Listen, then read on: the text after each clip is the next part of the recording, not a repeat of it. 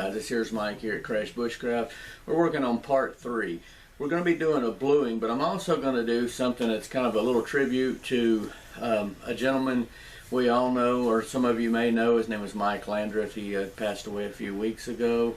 Every time we ever talked about knife making, he always specifically made points about relieving the spine. Kind of told me how to do it. This is a project. Mike, here's to you, buddy. I'm going to go ahead and I'm going to relieve this spine. So if you're around, make sure I do it right. Alright guys, the process is to take just a heating torch and heating this. He tells me, or he had told me, do not go any more than right here. He says what this gives the knife is this flex, so it doesn't snap. Now, what I've always done to keep from doing that, or to keep that from happening, is, and that's why I'm going to do it with this knife here. Normally, I hardened here first. I stuck it in this part of the blade here, the belly and stuff.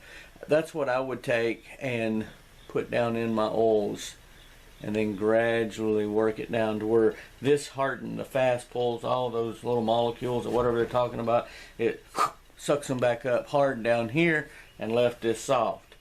If you noticed in the video before, when I hardened it, I had to stick the whole thing in and then flip it over. So it's a good project for me to try to see if this thing works. So let me fire it up. I wish I had a little finer point, but I don't. So we'll just crank it down a little bit. And let's start heating this thing.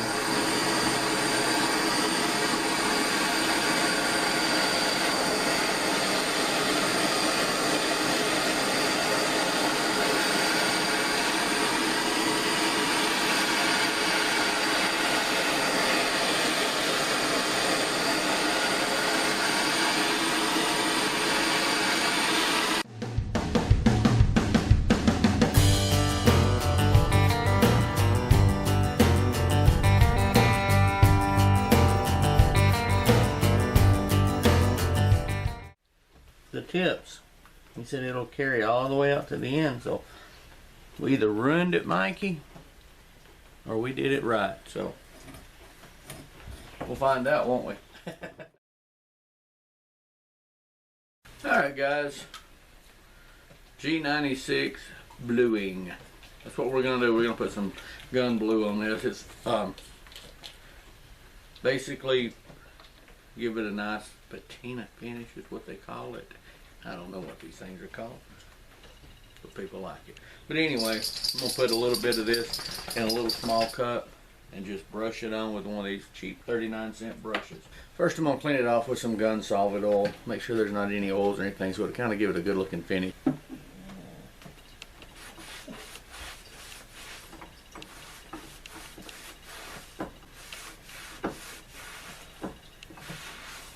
Doesn't take very much of this stuff from what I'm told.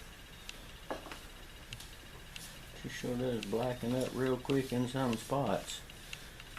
But that's all good. It'll help protect it, I guess. Now she's getting in the greens.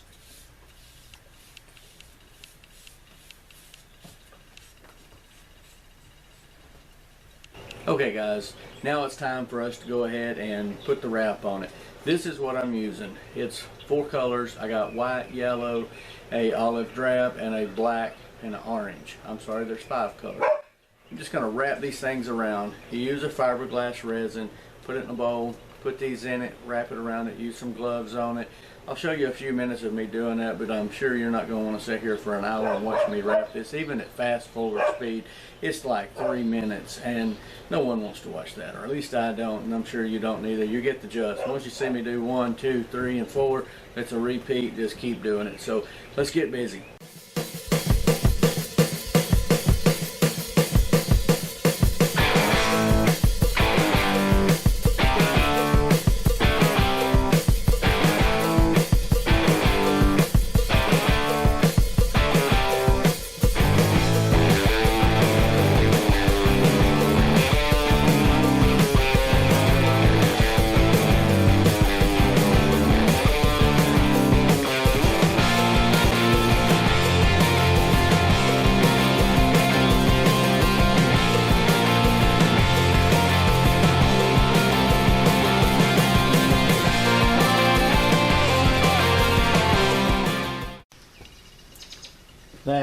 is tiring.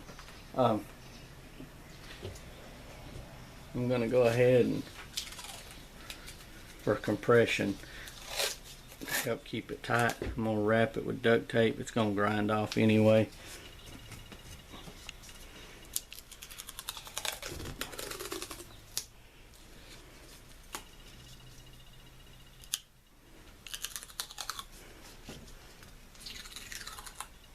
That's a thick handle, and I think I may have overdone it, but I can always keep sanding.